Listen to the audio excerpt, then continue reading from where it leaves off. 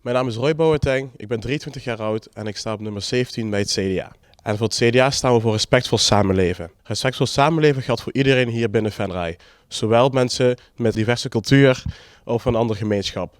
Wij behoeden iedereen dat we samen veilig hier in Venray kunnen staan. Iedereen moet overal mee kunnen doen, los van hun afkomst, cultuur, kleur of op wie die valt. De samenhorigheid staat hoog in de vaandel hier in Venray en daar strijden we allemaal voor.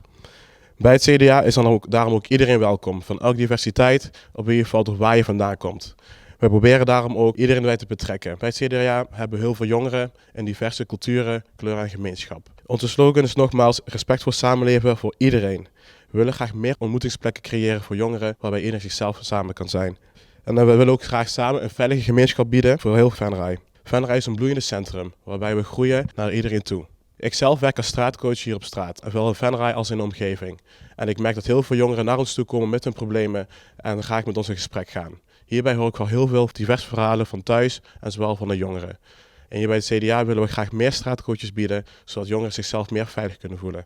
Zowel in het onderwijs als op straat. Dank jullie wel.